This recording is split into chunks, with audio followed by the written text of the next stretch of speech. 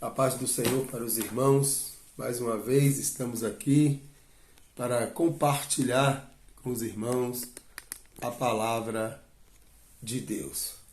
Palavra essa que nós tivemos hoje, ela foi feita uma reflexão hoje na igreja, agora pela manhã, no culto de oração, na nossa consagração pela irmã Carli. Ela trouxe o Salmo primeiro e ela fez uma reflexão acerca desse Salmo bem interessante. Eu gostaria de compartilhar aí com os irmãos a palavra de Deus para a minha vida e para a sua vida. Glorificado seja o nome do Senhor. É o Salmo de número 1, é um Salmo muito conhecido, que ele começa dizendo assim, a minha versão é a versão NVI, provavelmente deve ser um pouco diferente da maioria das Bíblias. Diz assim: como é feliz aquele que não segue o conselho dos ímpios, não imita a conduta dos pecadores, nem se assenta na roda dos zombadores. Ao contrário, sua satisfação está na lei do Senhor, e nessa lei medita dia e noite. É como a árvore plantada à beira de águas correntes, dá fruto no tempo certo, e suas folhas não murcham. Tudo o que ele faz prospera. Não é o caso dos ímpios. São como palha que o vento leva. Por isso os ímpios não resistirão no julgamento, nem os pecadores na comunidade dos justos. Versículo 6. Pois o Senhor aprova o caminho do justo, mas o caminho dos ímpios leva à destruição. Glorificado seja o nome do Senhor. Eu peguei até a colinha da irmã, trouxe comigo, e ela fez umas anotações aqui interessantes. Ela entendeu, ela percebeu que o Salmo primeiro, ele fala do justo e dos ímpios, né? É um salmo de instrução, ó. A irmã foi buscar informação, um salmo de instrução, é verdade. Fala em relação ao bem e ao mal, né? Diante da vida e da morte, bênção e maldição. Irmãos, toda a Bíblia, ela vem trazendo essa perspectiva para nós. É Deus orientando o povo, né, a seguir os seus mandamentos, a obedecer a sua palavra, a seguir os seus conselhos, porque se assim o fizer, será abençoado. Porém, se desobedeceres, serão amaldiçoados, irão sofrer as consequências dos erros, dos nossos erros. E o salmista, no Salmo 1, interessante, que ele começa dizendo que feliz é aquele que não segue o conselho dos ímpios, e nem, irmãos, imita a conduta dos pecadores. Feliz aquele que não segue o conselho dos ímpios. Irmãos, o cristão, os servos do Senhor, a serva do Senhor, ele não vai seguir o conselho dos ímpios. Paulo, escrevendo aos Romanos, capítulo 12, ele vai dizer: não vos conformeis com este mundo, mas transformai-vos pela renovação da vossa mente. A nossa mente é Cristo. Nós estamos em Cristo. Nós não podemos seguir os conselhos dos ímpios. Os ímpios, eles estão andando, caminhando na direção do pecado. O ímpio, ele tem prazer no pecado. O ímpio ama o pecado, mas nós cristãos não. Nós, apesar de sermos pecadores, nós não vivemos na prática do pecado. Diferente do ímpio.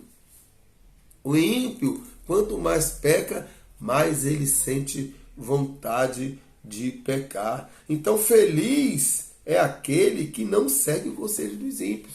Infelizmente, irmãos, tem muita gente seguindo o conselho do ímpio, deixando os conselhos de Deus, deixando a centralidade das Escrituras e seguindo outros caminhos diferentes que não são os caminhos de Deus.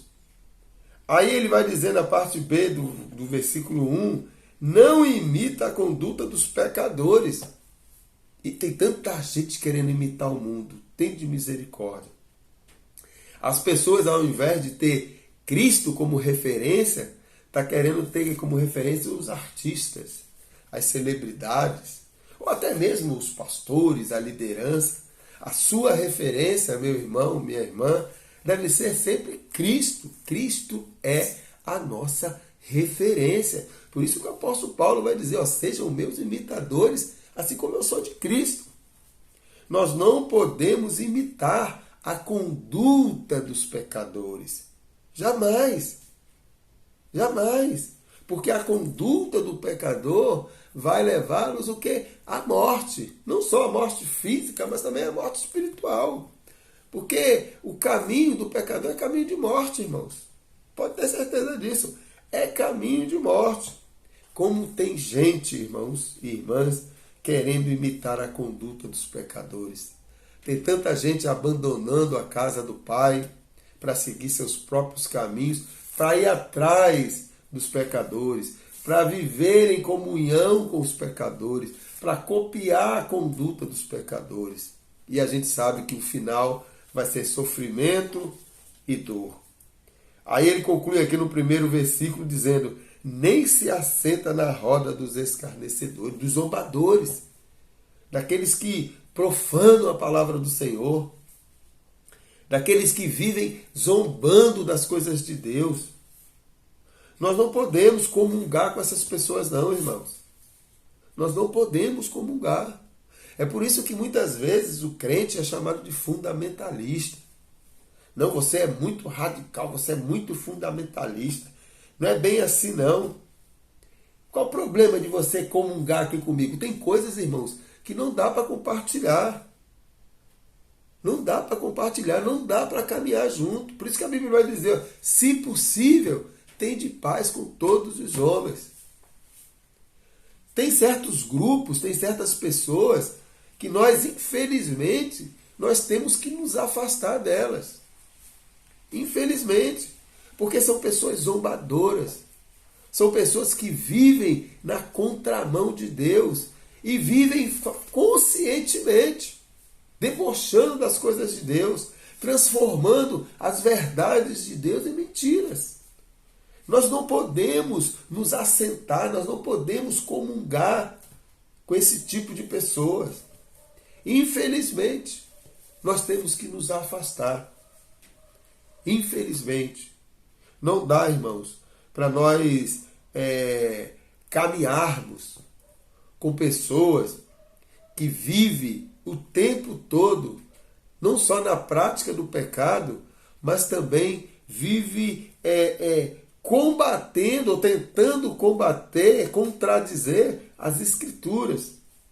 Dizendo que as Escrituras foram escritas pelos homens, começa a zombar, dizer que o crente é fundamentalista, é radical, que não é bem assim, buscando informações, sabe lá onde, para tentar contradizer as Escrituras. Tem um canal aí que eu nem vou falar o nome, né, de um cidadão aí que ele criou um canal que é teologia ao reverso. Olha só, que coisa triste. Aí ele fica lá tentando o tempo todo contradizer as Escrituras. E ele saiu de dentro de uma igreja revoltadinho com a igreja. Aí começa, é um zombador. E vive querendo contradizer. Tá vendo aqui, essa palavra aqui, no hebraico, não sei o quê. Tá vendo isso aqui, no grego? Ó, mentindo para você a vida toda. Aí começa ele. Querendo contradizer milhares de especialistas, doutores das línguas originais, estudiosos das Escrituras, que são cristãos, que estão aí estudando, e cada vez que eles estudam, cada vez que eles pesquisam, e eu não estou falando de mim, né, pobre mortal, não, estou falando desses homens que dedicam as suas vidas para estudar a arqueologia bíblica e as línguas originais das quais as Escrituras foram escritas.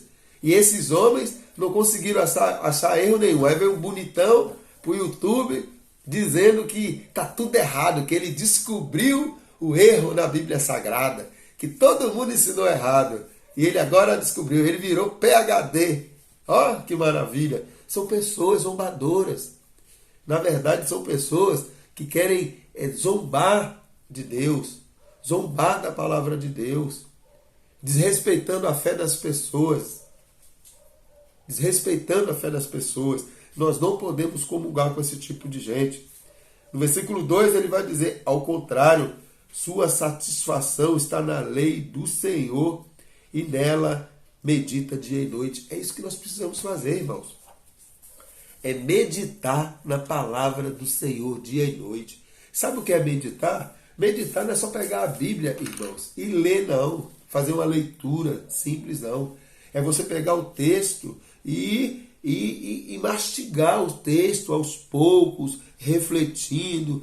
Se você encontrar uma palavra que você não sabe o significado, vai lá no seu dicionário, busque o significado, dê uma olhadinha no comentário da sua Bíblia, o que o autor diz sobre isso. Se tiver outras Bíblias, dá uma olhada em outros comentários também, para você compreender o que o texto está querendo dizer, para você aprender, para você ter substância na palavra de Deus. Isso é meditar. E depois que você tiver essa substância, tiver esse conhecimento claro, você praticar a palavra de Deus. Porque quando nós meditamos, nós praticamos. Não tem como você meditar e não praticar.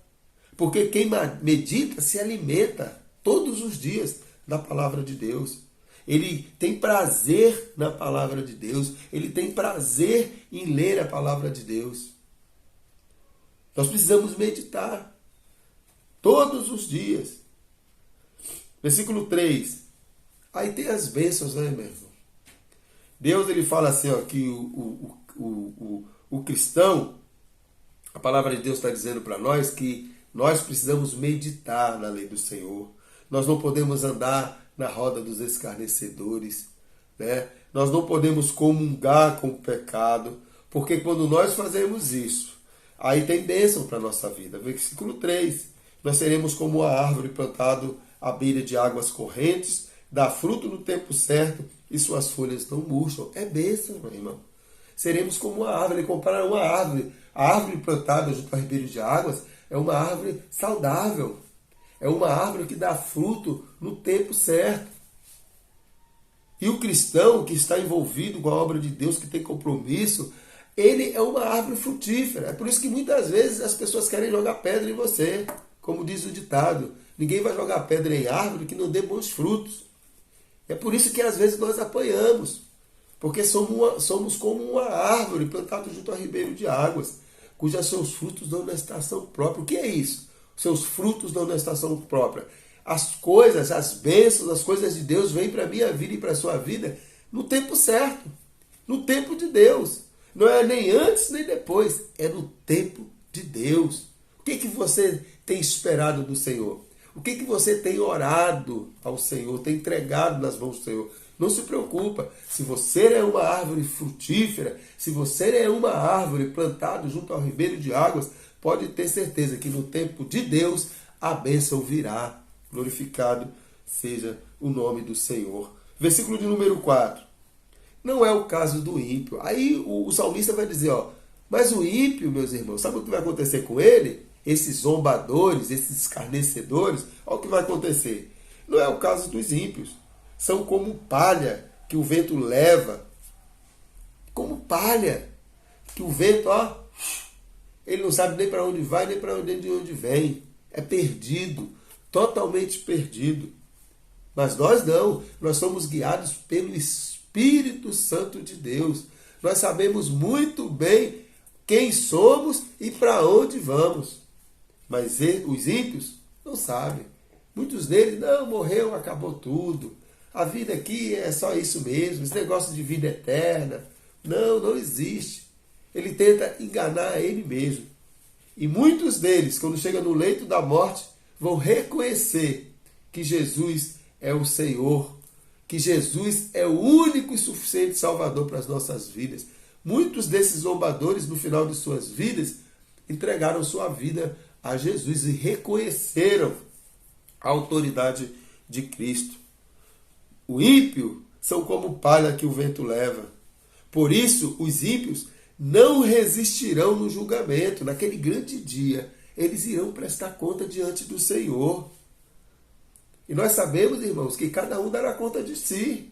Eu não respondo por você, nem você responde por mim. Cada um dará conta de si naquele grande dia. E os ímpios